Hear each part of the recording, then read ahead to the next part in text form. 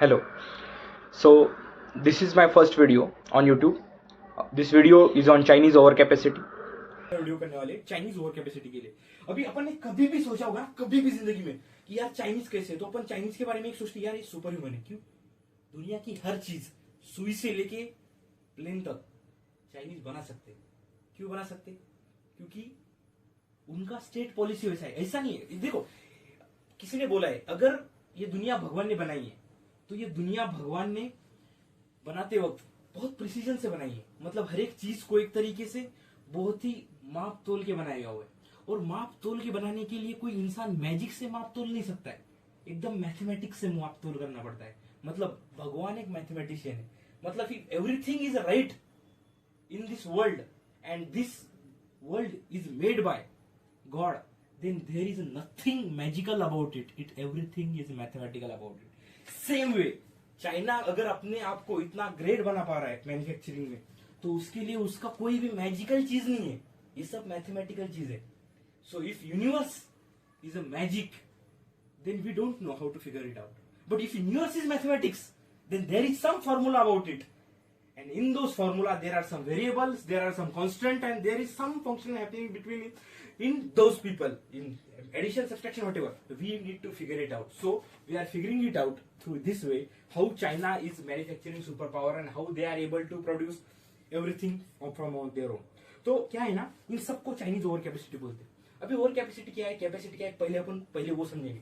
Capacity समझो, दुनिया में अभी लगने वाले 100 स्कूटर। कितने स्कूटर लगने वाले? 100 स्कूटर।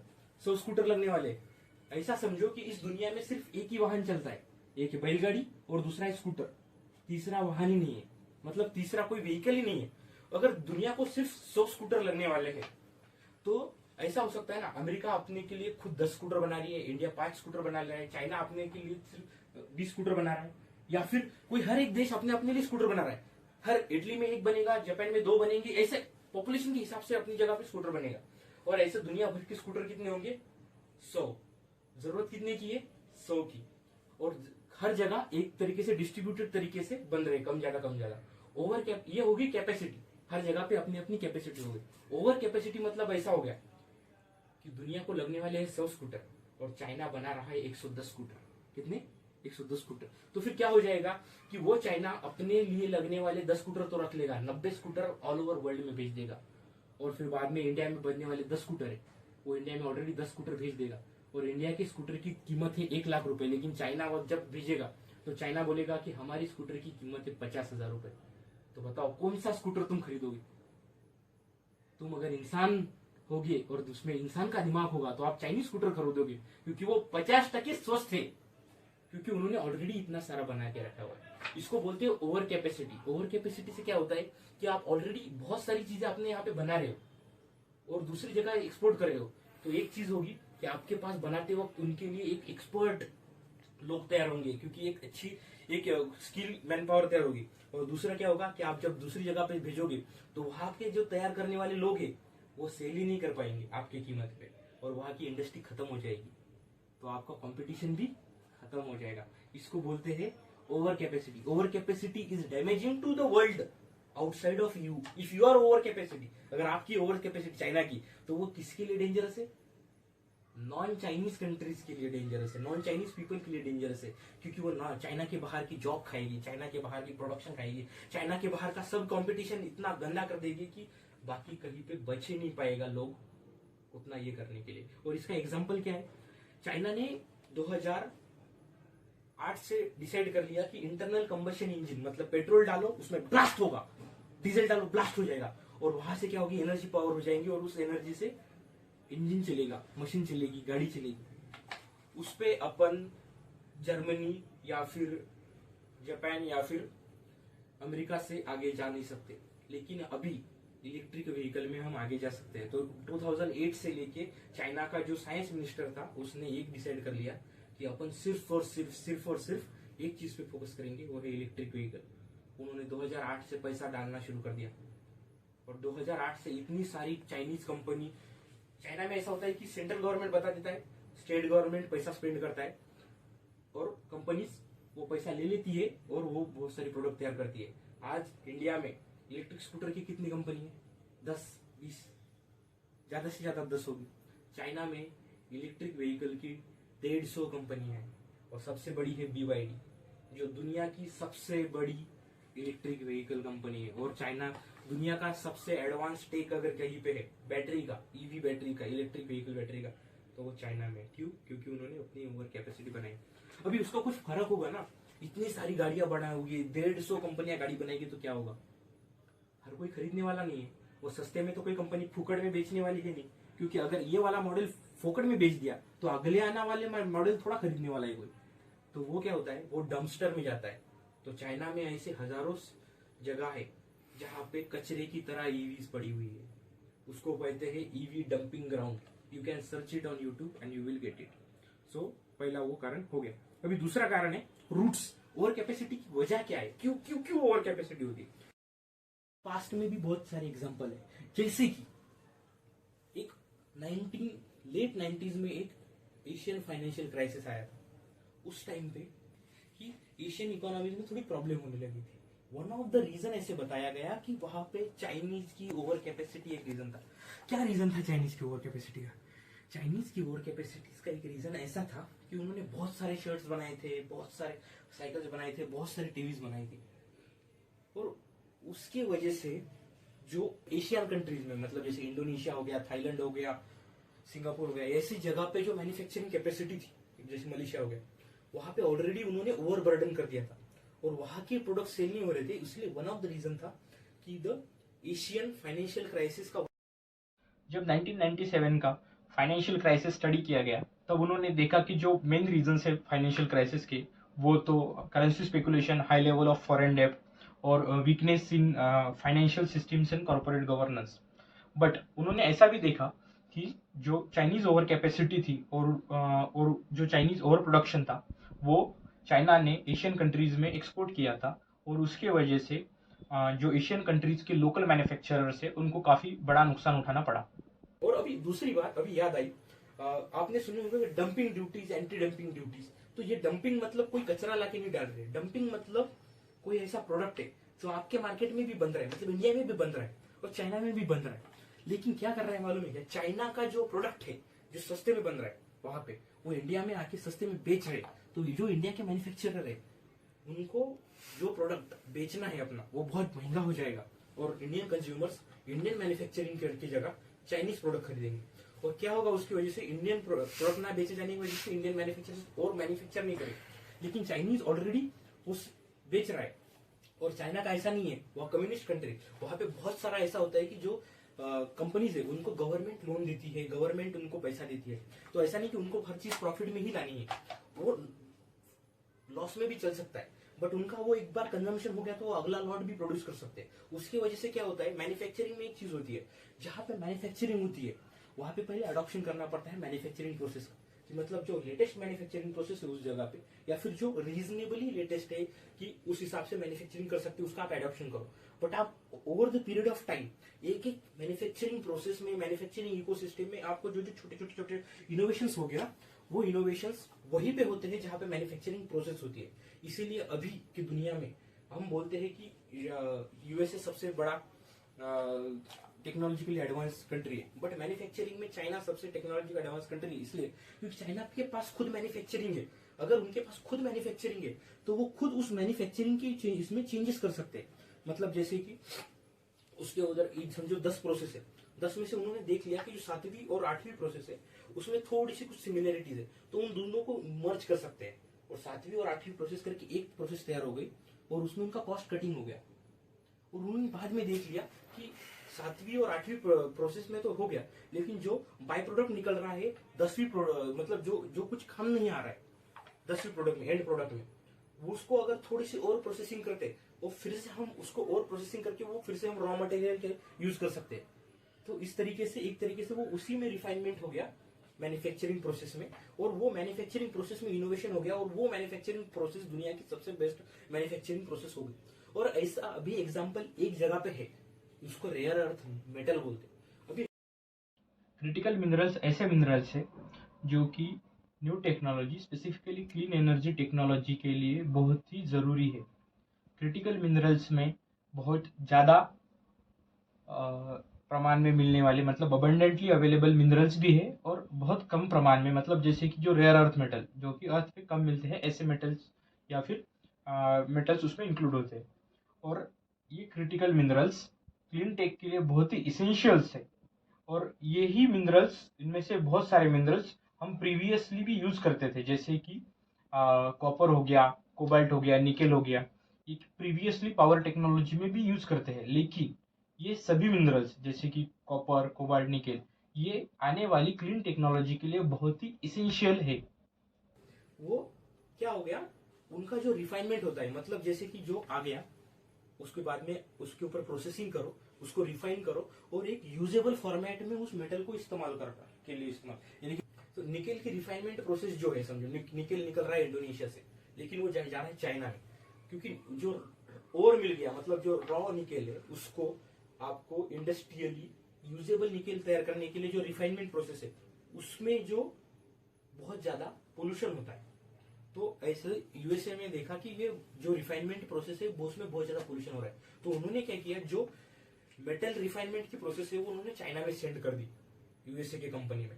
तो अभी आज दुनिया में ऐसी परिस्थिति है कि जो मेटल रिफाइनमेंट का जो इंडस्ट्री है वर्ल्ड ओवर का, उसका one of the biggest part है चाइना में। तो दुनिया में सबसे ज्यादा अगर रेयर अर्थ या फिर कोई भी कम चीज लेकिन बहुत ही इंपॉर्टेंट है उसमें वो यूज कर रहे हैं, वो उसका रिफाइनमेंट होता है, वो बहुत ही पोल्यूशन होता है उसमें, लेकिन वो करना तो पड़ेगा, तो वो सभी चाइना में है। जब चाइना का सेनोकाकू, चाइना और जापान का 2010 में एक प्रॉब्लम हुआ था, 2008 या 10 के बीच में सेनोकाकू आइलैंड्स के इस पे ऊपर, तो जापान में ऐसा होता था कि जापान में जैसे कि कुछ इलेक्ट्रॉनिक्स आइटम बनते थे, तो चाइना ने क्या किया, जापान को इलेक्ट्रॉनिक्स आइटम देना ही बंद कर दिया, सॉरी रेयर अर्थ मेटल देना ही बंद कर दिया, जो कि जापान के लिए इलेक्ट्रॉनिक्स आइटम में लगने वाले थे। तो कितनी बड़ी बात हो गई कि मतलब आप जो सबसे बड़ी आपका एक्सपोर्ट है जापान का इलेक्ट्रॉनिक्स आइटम, और उसके लिए जो सबसे इंपॉर्टेंट चीज है रेयर अर्थ मेटल, क्योंकि उसके सिवा तो फंक्शन नहीं करेगा ना, भले ही आपका कैमरे में मोबाइल में 10 चीजें हो, लेकिन जो 10 चीजों में से जो इंपॉर्टेंट चीजें ही नहीं रहेगी, तो फिर क्या फायदा आपके इसका, क्योंकि वो फाइनल प्रोडक्ट तैयार ही नहीं होगा। तो ऐसे चाइना के पास वो ही कैपेसिटी है कि वो उनके पास मैन्युफैक्चरिंग प्रोसेस है, तो वो उसमें रिफाइनमेंट कर सकते हैं और उसमें बेस्ट बन सकते हैं। तो अभी दुनिया में सबसे बेस्ट अगर रेयर अर्थ मेटल या फिर क्रिटिकल मेटल्स मटेरियल्स की रिफाइनमेंट का अगर कहीं पे है तो वो है चाइना में।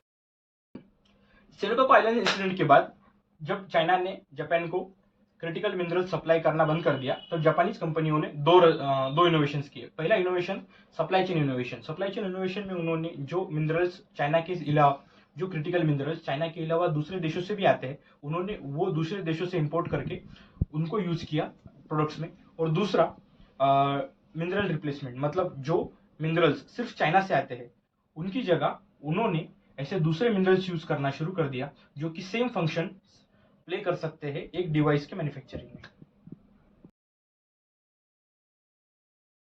अभी ओवर कैपेसिटी के रूट्स क्या है, मतलब जैसे ओवर कैपेसिटी तो हो रही है, बट उसकी रीजन क्या है, मतलब जैसे कि कोई तो रीजन होगा ना कि यार चाइनीज इस कंक्लूजन पे पहुंच गए कि अपने को दुनिया में लगने वाली 100 स्कूटर में से 110 स्कूटर बनाने की है और पूरी दुनिया में भेजने की है, पूरी दुनिया का मार्केट खत्म करने का है। ये कहीं पे तो सोच आई होगी ना, किसी ने तो सोचा होगा, उसका रीजन क्या है, वो रीजन अपन देखने वाले हैं। तो रूट्स का क्या है, सबसे पहले अपन जाएंगे वन ऑफ द इजिएस्ट और क्या बोलते हैं, मतलब जैसे कि छिछोरा रीजन है, थोड़ा कंप्लीटली एग्रीएबल तो नहीं है, but one of the starting reason है, कंप्लीटली एग्री वाला नहीं। उसका रीजन है कि Chinese leadership believe in communist mindset, मतलब जैसे कि चाइना एक कम्युनिस्ट कंट्री रह चुका है, कंप्लीटली कम्युनिस्ट कंट्री अंडर माओ, तो उसकी वजह से उनका जो कम्युनिस्ट इकोनॉमी में है उसके बारे में, और economic structure, economic activities perform करने का जो तरीका है उसके इसमें बिलीफ चाइना का। तो फिर कैसा, तो एक मैं आपको बहुत अच्छी से स्टोरी बताता हूँ। ओके, तो एक रशिया में फैक्ट्री थी, अभी अपना कील की फैक्ट्री थी, खिले बोलते ना अपन, खिले, जैसे कि एक जगह पे ऐसा होता है, हथौड़ा है, खिला है, ठोक दिया, और उसको ये बोलते हैं, इसको हैमर नेल। तो रशिया में एक नेल फैक्ट्री थी। तो क्या हुआ मालूम है क्या, ये सोवियत रशिया की बात है, जब वो कम्युनिस्ट रशिया था। तो क्या हो गया कि सेंट्रल पॉलिट ब्यूरो रशिया का या फिर रशियन प्रेसिडेंट या फिर जो भी हो, उसने एक आदेश दे दिया कि इस साल सोवियत रशिया तैयार करेगा 5 टन के खिले मतलब नेल्स तैयार करेगा। तो फिर क्या हो गया कि उनको क्या सोचने की आजादी नहीं थी फैक्ट्री वर्कर्स को। उनको क्या बोला था 5 टन के क्या तैयार करने का, we have to create 5 tons of nails. तो उन्होंने क्या किया, 5 टन्स ऑफ नेल्स का काम शुरू कर दिया। और एक दिन क्या हो गया, दिखा दिया कि हमने एक 5 टन ऑफ नेल्स का प्रोडक्शन कोटा कंप्लीट कर दिया। क्या कोटा कंप्लीट किया, जब वहां पे ऑफिसर देखने आए तो नेल, अभी हम जब नेल देखते हैं बाजार में जाके, हम जब खिले खरीदते हैं तो वो क्या बोलते हैं 1 किलो खिले दो, तो उसमें 1 इंची के, 2 इंची के, 3 इंची के, 4 इंची के 1 किलो खिले वो भर के देता है, वो वजन करता है अपने पास दे देता है। पर उनको क्या बोला था, 5 tons of nail, don't use your brain and do it efficiently and faster as possible. जितने जल्दी हो सके उतना करो, 5 टन की खिला चाहिए चाहिए चाहिए चाहिए। उनको फास्टर दिमाग नहीं यूज करने का। उन्होंने क्या किया, 5 टन का एक ही किला तैयार कर दिया, 500 मीटर का। उसका कुछ यूज है क्या, नहीं। बट उन्होंने क्या सोचा है, कम्युनिस्ट सिस्टम यही है कि टॉप से सोचेंगे और बॉटम से वो काम करेंगे, नीचे वाले को दिमाग इस्तेमाल करने का है क्या, नहीं। तो फिर वही चाइनीज, वो कम्युनिस्ट सिस्टम है, वैसा चाइना में था। जैसे कि चाइना की हिस्ट्री में भी वैसे बहुत सारे डिसीजन लिए गए कि जो उनके लिए कारगर साबित नहीं हुए, बट वो उनकी टॉप डाउन थिंकिंग थी, कम्युनिस्ट थिंकिंग थी, उसी की वजह से लिए गए। तो वैसा वन ऑफ द रीजन अपन बोल सकते हैं कि नेल की 1 नेल ऑफ 5 टन का नेल है। उसी तरह चाइना में बोलते हैं कि प्रोडक्शन करो इस चीज का, इट डजेंट मैटर कम हो ज्यादा हो, सिर्फ कर दो हजारों इलेक्ट्रिक व्हीकल।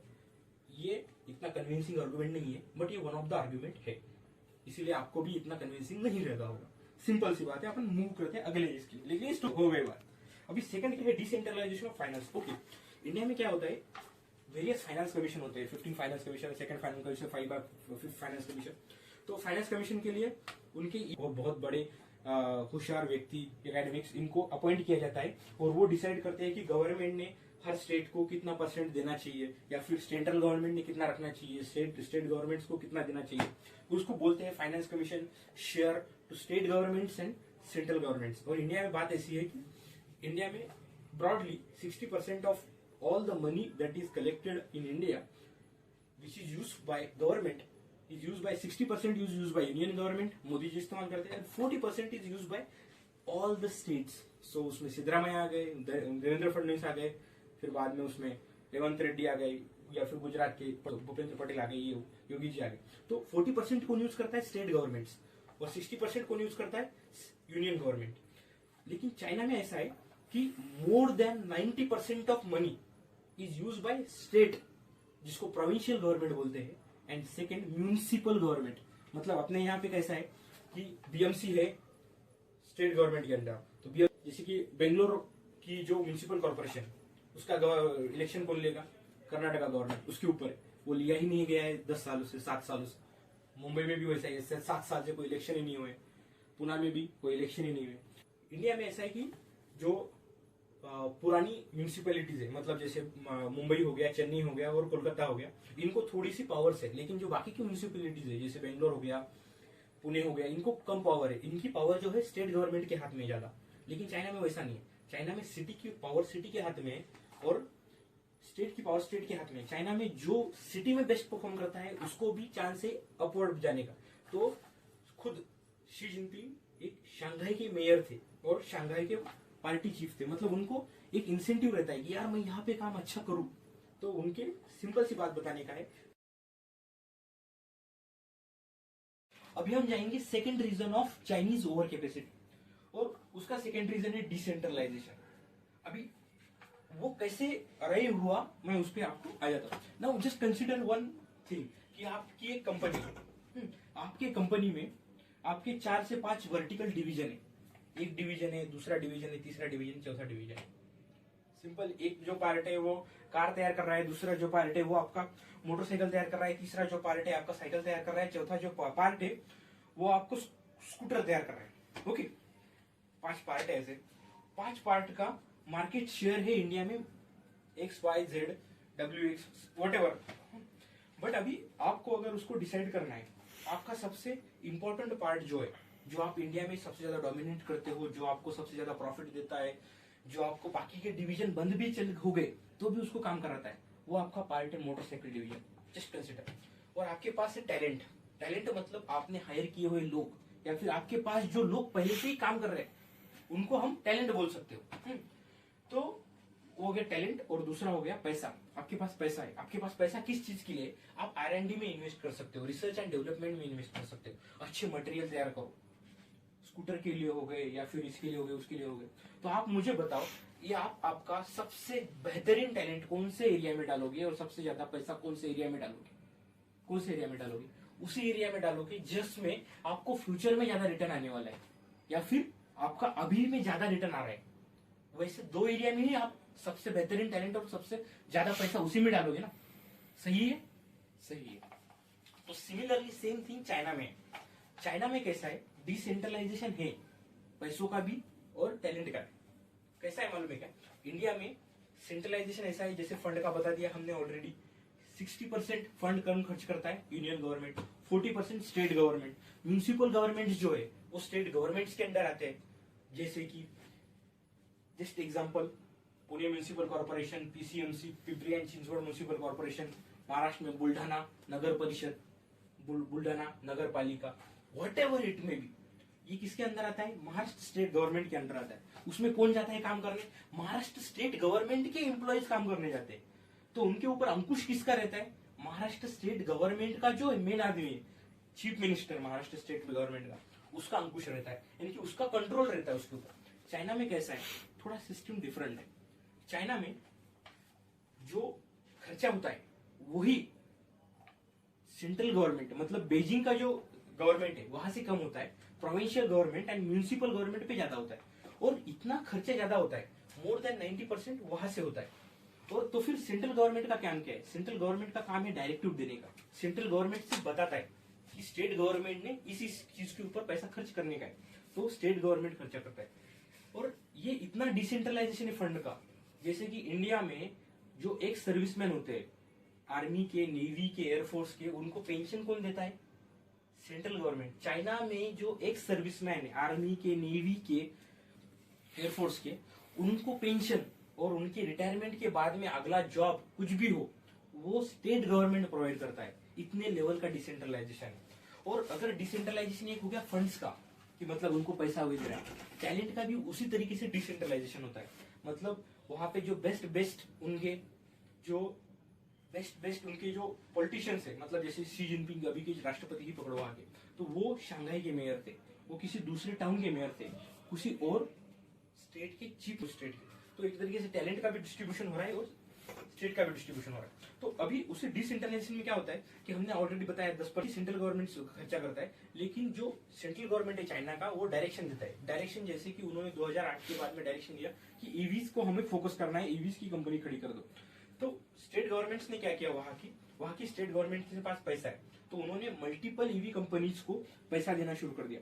उनकी स्टेट गवर्नमेंट को क्या लगा, जैसे कि गोडोंग प्रोविंस है, या फिर शिंजियांग प्रोविंस है, या फिर सिचुआन प्रोविंस है, वहां पे एंटरप्रेन्योर्स थे, उनको पैसा दे दिया। वहां पे जो एस्टेब्लिश कंपनीज थी उनको पैसा दे दिया, उनको लोन्स दे दिया, उनको इंसेंटिव्स दे दिया कि आप खुद जा ईवी टेक्नोलॉजी, जो इलेक्ट्रिकल व्हीकल टेक्नोलॉजी, उसमें इन्वेस्ट करो, उसकी कंपनियां निकालो, उसकी कार निकालो, उसमें आपको जितना खर्चा लगेगा उसका एक पक्का स्टेट गवर्नमेंट देगा पैसा। आपको सिर्फ उस पर खर्चा करना है, आपको उस पर R&D करना है, आपको उसको। ये वजह से क्या हो गया जैसे कि इंडिया में अगर, जैसे कि अभी इंडियन गवर्नमेंट PLI दे रहा है, प्रोडक्शन लिंक इंसेंटिव, मतलब कि जैसे कोई अगर समझो एप्पल इंडिया में आके अगर कोई प्रोडक्शन करता है, तो एप्पल को हर एक चीज जो एप्पल इंडिया के बाहर एक्सपोर्ट करेगा उसके ऊपर एप्पल को प्रोडक्शन लिंक इंसेंटिव, मतलब एप्पल को कुछ गवर्नमेंट ऑफ इंडिया की तरफ से पैसा मिलेगा, बट वो स्टेट गवर्नमेंट नहीं, वो सेंट्रल गवर्नमेंट के पैसों से मिल रहा है, मतलब वो 60% फंड से मिल रहा है। लेकिन चाइना में वैसी बात नहीं है। चाइना में पैसा कौन दे रहा है? जो स्टेट गवर्नमेंट है। बहुत सारे जो स्टेट गवर्नमेंट है चाइना में, जैसे कि शंघाई का हो गया, बेजिंग का हो गया, सिचुआन का हो गया, गोडोंग का हो गया, वो स्टेट और प्रोविंशियल गवर्नमेंट जो है वो पैसा दे रहे हैं इन ईवी कंपनीज को। तो बात ऐसी नहीं हो रही, जब सेंट्रल गवर्नमेंट देता है तो वो सिलेक्ट करता है 10 या फिर 5 ईवी कंपनीज को, लेकिन ज्यादा से ज्यादा। लेकिन जब स्टेट गवर्नमेंट दे रही है, ये वाली स्टेट को 2 दे रही है, ये वाली स्टेट 2 दे रही है, ये वाली 5 दे रही है, इनके पास ज्यादा पैसा दे 10 दे रही है, तो बहुत सारी कंपनीज तैयार होती है, बहुत सारी कॉम्पिटिशन तैयार होती है और बहुत सारा प्रोडक्शन होता है उसकी वजह से। तो उसकी वजह से जो ओवर कैपेसिटी तैयार हो रही है वो स्टेट गवर्नमेंट इंसेंटिवाइज कर रही है प्रोडक्शन के लिए। तो उसकी वजह से स्टेट गवर्नमेंट्स या फिर प्रोविंशियल गवर्नमेंट्स इंसेंटिवाइज कर रही है और एक ही प्रोजेक्ट को मल्टीपल स्टेट गवर्नमेंट्स इंसेंटिवाइज कर रहे हैं, उसकी वजह से बहुत ज्यादा प्रोडक्शन होता है और बहुत ज्यादा कंपटीशन होती है। जैसे कि अभी के टाइम पे चाइना में 150 ईवी कंपनीज है, तो उसमें ह्यूआई जो कि एक टेलीकॉम कंपनी है वो भी अभी ईवी बना रही है, बीवाईडी वो भी ईवी बना रही है, या फिर run of the mill company जो कि अभी पिछले साल ही खड़ी हो गई, उसके कोई इंजीनियर्स ने उसको शुरू कर दिया और वो भी ईवी बना रही है। तो ऐसे 150 कंपनी है, रेंज बहुत सारी है, इतनी सारी ईवी बनेगी तो दुनिया में बिकेगी, तो उसके लिए वो ओवर कैपेसिटी हो जाती है।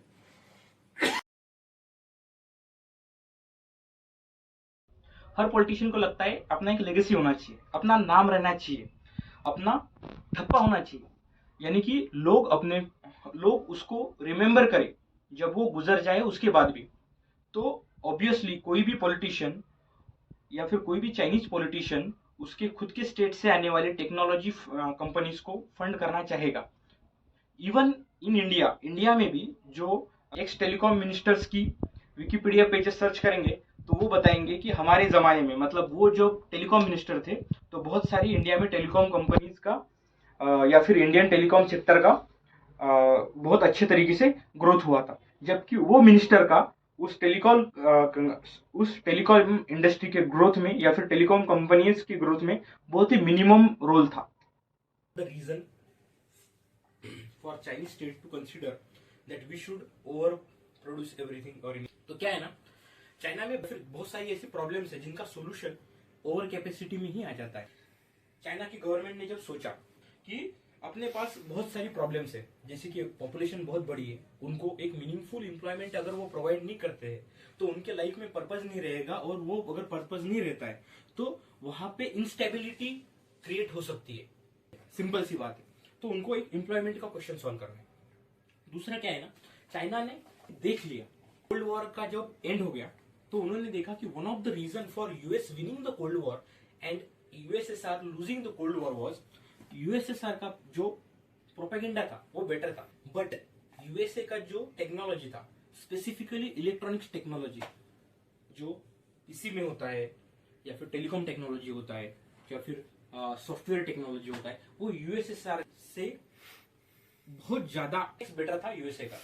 तो चाइना ने सोचा अगर उनको सर्वाइव करना है और यूएसएसआर की तरह विघटित नहीं होना है, यूएसएसआर की तरह ब्रेकअप नहीं होना है, एज ए स्टेट उनको सर्वाइव करना है, एज ए पार्टी सीसीपी को सर्वाइव करना है, तो उनको टेक्नोलॉजिकल एडवांसमेंट में लीड लेना पड़ेगा। और उन्होंने ऐसा देखा कि जैसे कि सॉफ्टवेयर हो गया या फिर मैन्युफैक्चरिंग हो गया, ये हर चीज में अगर लीड किसकी आता है या फिर जो बेटर कौन होता है, तो उसी का लीड आता है जो ज्यादा से ज्यादा बार उस चीज को करता है। मतलब अभी एक देखो, अगर आपने कोई मैथ्स का प्रॉब्लम एक बार सॉल्व किया और किसी ने वही मैथ्स का प्रॉब्लम 10 बार सॉल्व किया, तो किसका बेटर आंसर आएगा? जिसने 10 बार सॉल्व किया। सिमिलरली अगर कोई मैन्युफैक्चरिंग प्रोसेस यानी कि एक कोई 10 कार मैन्युफैक्चर कर रहा है और कोई 100 कार मैन्युफैक्चर कर रहा है, तो बेटर कौन रहेगा मैन्युफैक्चरिंग में? 100 वाला। टेक्नोलॉजी किसकी ज्यादा बेटर रहेगी? 100 वाली। जैसे कि एक एग्जांपल दिया था कि एक प्रीवियस आईएएस टॉपिक ने एक एग्जांपल दिया था कि 2 ग्रुप्स को से एक ग्रुप को बोला था कि आपको एक मिट्टी का घड़ा आपको बेस्ट तैयार करना है और दूसरे ग्रुप को बोला था कि आपको हजारों मिट्टी के घड़े तैयार करने, जितने ज्यादा बना सके उतने करने। तो जो पहला ग्रुप था उसने सिर्फ एक ही घड़ा तैयार करने पे फोकस किया और वही घड़ा बेटर करने के लिए फोकस किया, जबकि दूसरा ग्रुप था उसने मिट्टी का घड़ा एक तैयार किया, फिर दूसरा तैयार किया, फिर तीसरा तैयार किया। फिर उन्होंने जब हजारों मिट्टी के घड़े तैयार किए बहुत सारे, तो उनका जो लास्ट घड़ा था वो जो एक ग्रुप को बोला था कि आपको सिर्फ बेस्ट घड़ा तैयार करना है और इस ग्रुप को बोला था कि आपको बहुत सारे घड़े तैयार करने हैं, तो उनके मिट्टी का जो आखिर का घड़ा था वो बेस्ट घड़ा था, जबकि इनको सिर्फ बोला था कि आपको बेस्ट करना है, क्योंकि उनको ये पता चला कि more you do it more you become great at it.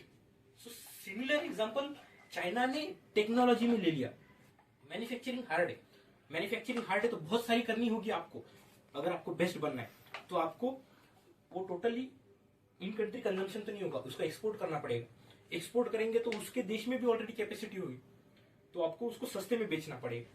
तो उसका वन ऑफ द रीजन है कि जो चाइना ने सोचा है कि अपने को टेक्नोलॉजिकल सुपीरियरिटी हासिल करनी है, तो उसको one of the way to achieve the technological superiority with respect to US or with respect to anyone is to produce more and more, do more iterations and get better at it. Okay. Last में अपने आते हैं GDP numbers. अभी numbers का हर दुनिया में problem होता ही है, स्पेसिफिकली इकोनॉमिक नंबर्स के ऊपर, लेकिन चाइना में तो उसमें उससे भी ज्यादा प्रॉब्लम है, क्योंकि चाइना में बोलते हैं कि क्या है ना, सेंट्रल गवर्नमेंट डिसाइड करता है कि किसका प्रमोशन करना है। तो अगर सेंट्रल गवर्नमेंट बोलता है कि हमको जीडीपी नंबर्स से प्रमोशन करना है, तो जीडीपी नंबर्स या फिर किसी और चीज से किसी एक नंबर से प्रमोशन करना है, तो अगर आपको बताया जाए कि आपके एक नंबर से आपका प्रमोशन होगा, तो आपका इंटेंशन रहेगा कि वो नंबर बढ़ जाए, भले ही वो नंबर बढ़ते वक्त आपकी दूसरी चीजें कम हो जाए। जैसे कि आपको समझो बताया जाए कि चिप की साइज को 1 महीने बाद आपको सबसे बड़ा बनाने का है, आपको क्या मिलेगा, 1 करोड़ मिलेगा, और आपको सिर्फ राइट हैंड साइड की बाइसेप्स चेक किया जाएगा। तो आपको लगेगा यार 1 महीने में करना है, तो आप कल क्या करेंगे, स्टार्ट करेंगे। फिर आप देखेंगे कि यार किया तो, लेकिन हाथ दुख रहा है, क्योंकि कल ही स्टार्ट किया, अब तक तो अपन ने कभी एक्सरसाइज किया नहीं है, और एक दिन में तो हाथ दुख रहा है। अभी 1 महीना बाकी है, 29 दिन बाकी है, 29 दिन में कितना बड़ा हो जाएगा। तो फिर अपन क्या सोचते हैं, कोई दूसरा तरीका है, तो दूसरा तरीका अपने को समझ में आता है, यार कुछ प्रोटीन पाउडर लेने से थोड़ा फायदा मिलेगा। अब दूसरे दिन प्रोटीन पाउडर लेते हैं, यार कोई बात नहीं, प्रोटीन पाउडर का साइड इफेक्ट रहेगा तो भी चलेगा, अपन सिर्फ 30 दिन के लिए कर रहे हैं, 30वें दिन के बाद में तो अपने को 1 करोड़ मिलने वाले हैं, उसके बाद में तो अपन अगर कोई भी साइड इफेक्ट रहे तो उसके 1 करोड़ का पैसा खर्च करके तो अपन उसको यूज भी कर सकते हैं। तीसरे दिन अपन देखते हैं कि अपन ने प्रोटीन पाउडर भी ले लिया, ये भी ले लिया, लेकिन इतना बढ़ नहीं रहा है। आपको चौथे दिन कोई तो आके बोलता है, यार कोई एक चीज है जिससे ये बढ़ जाएगा, क्या है, बोले क्या, इंजेक्शन मिलता है। वो इंजेक्शन अगर आप यहाँ पे मार देते हो तो आपका डोले शोले बन जाएंगे एकदम बिल्कुल, और अपन वो मार देते हैं। और फिर क्या होता है, आपका कंपटीशन रहता है डोले का, मतलब जैसे बाइसेप्स का, और आपने पहले दिन अच्छा खाना खा लिया, एक्सरसाइज कर लिया, फिर बाद में प्रोटीन पाउडर ले लिया, फिर बाद में आपने इंजेक्शन लगवा लिया, फिर उसके अगले दिन किसी और ने कुछ और बता दिया, किसी और ने कुछ और बता दिया, और फिर बाद में आपका डोला जो पहले इतना था वो इतना बड़ा हो गया, और आपको 1 करोड़ मिल गया। ये था एक सिंपल सा प्रॉब्लम डोले के ऊपर। उसी को आप अप्लाई करो किसी एक जीडीपी नंबर या फिर किसी और नंबर के ऊपर, चाइनीज ऑफिशियल का, जो एक छोटे से सिटी में, सिचुआन प्रोविंस के छोटे से सिटी में एक मेयर है, और उसको बोला जाए कि आपकी सिटी का एक नंबर चूज किया जाएगा जिसके ऊपर आपको ये किया जाएगा, भले ही वो नंबर समझो उसका जीडीपी नंबर हो, तो वो ट्राई करेगा कि वो एक नंबर बढ़ाए। और जब आपने आपके खुद के बॉडी पे नंबर बढ़ाने के लिए डोले का या फिर बाइसेप का, आपने वहां पे ये भी नहीं सोचा कि जो इंजेक्शन मेरे लीवर के लिए, मेरे हार्ट के लिए प्रॉब्लमेटिक होगा या नहीं, आपने उसका टेंशन नहीं लिया, तो ये तो स्टेट है, ये तो सिटी है, इसको तो आपको फर्क ही नहीं पड़ेगा। आप तो कितना भी कर्जा लो और कितना भी जीडीपी नंबर बढ़ाओ, कितना भी ये करो, इसमें पंप करो पैसा, इधर डंप करो, कुछ फर्क पड़ने वाला है आपको? तो एक तरीके से ये कैसा हो गया, आर्टिफिशियल मैट्रिक्स तैयार हो गया। डोला किसके लिए होता है, ये एक रिप्रेजेंटेशन होता है कि आपकी बॉडी फिट है, आपकी बॉडी फ्लेक्सिबल है, आपकी बॉडी मजबूत है, और उसका एक रिप्रेजेंटेशन है कि आपके हाथ का डोला मजबूत है। लेकिन आपका सिर्फ हाथ का डोला ही मजबूत है, लेकिन वो डोला बनाने के लिए आपका लीवर उड़ चुका है, आपका हार्ट कमजोर हो चुका है, आपका किडनी जा चुकी है। तो वैसा हर सिटी में ना हो, मतलब जैसे जीडीपी नंबर बढ़ाने के लिए उस सिटी का बहुत ज्यादा डेब्ट बढ़ चुका है, उस सिटी ने इतने सारे रोड बना दिए कि वहां पे जमीन ही नहीं बची है जहां पे रोड बना सके, और उस सिटी ने अपना प्रोडक्शन कैपेसिटी बढ़ाने के लिए साइकिल की फैक्ट्री डाली है, और इतनी सारी साइकिल तैयार कर चुका है कि दुनिया में उतने लोग ही नहीं है जितने साइकिल इन्होंने बना के रखे हुए हैं। क्या करने का उसका साइकिल? तो फिर इसी टाइम का, इसी तरीके का इन्होंने चाइनीज जीडीपी नंबर्स का प्रॉब्लम आ रहा था। तो इनका एक प्रीवियस जो प्रीमियर था, जिसको पंतप्रधान भी बोल सकते हैं वहां का, ली केकियांग में उनका एक मैट्रिक्स था, उनको बोलते थे Li Keqiang index on Chinese GDP. Li Keqiang बोलते थे कि I don't believe in Chinese GDP numbers, मैं चाइनीज जीडीपी नंबर्स पे भरोसा नहीं करता हूं, but I believe in 3 numbers. वो 3 नंबर्स थे कि रेल फ्रेट, मतलब जैसे कि रेल वाहतुक कितनी हो रही है चाइना के अंदर। मैं समझो अगर किसी बहुत सारा प्रोडक्शन हो रहा है, बहुत सारा कंजम्पशन हो रहा है, तो फिर एक जगह से दूसरी चीज तो लेनी पड़ेगी ना। तो फिर वो रेल वाहतुक होती है, फिर वो शिप वाहतुक होती है, मतलब waterways transport, rail transport, road transport, वो फ्रेट ट्रांसपोर्ट उसको था। दूसरा था इलेक्ट्रिसिटी कंजम्पशन। ये सब चीजें करने के लिए एनर्जी लगती है ना, एनर्जी हर चीज के लिए लगती है। Best way of energy consumption electricity का, तो फिर वो दूसरा था इलेक्ट्रिसिटी कंजम्पशन। और तीसरा था outstanding bank loans. Outstanding bank loans मतलब जैसे कि बैंक लोन कितने दे रहे हैं या फिर कितना दे सकते हैं, और उसके बारे में एक मेजर था। ये 3 मेजर्स थे ली केकियांग के जीडीपी या फिर इकोनॉमिक एक्टिविटी मेजरमेंट करने के 3 डिफरेंट और मतलब 3 जो डिफरेंट नंबर्स थे या फिर 3 डिफरेंट पैरामीटर्स थे।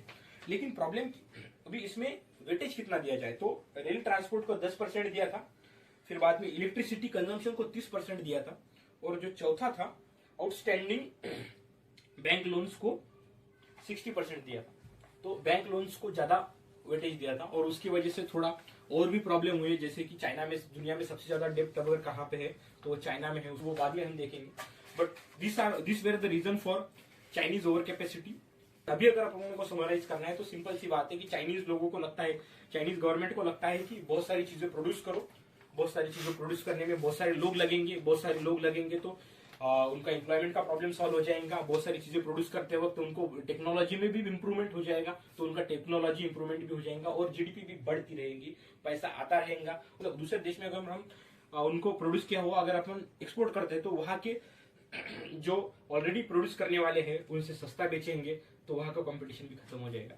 तो Chinese state views over capacity और views this producing more and more things as a रामबाण उपाय, produce more and more, create more and more economic activities, or best economic activity according to Chinese state is production. So overcapacity is the result of all those factors I have described to you in this video.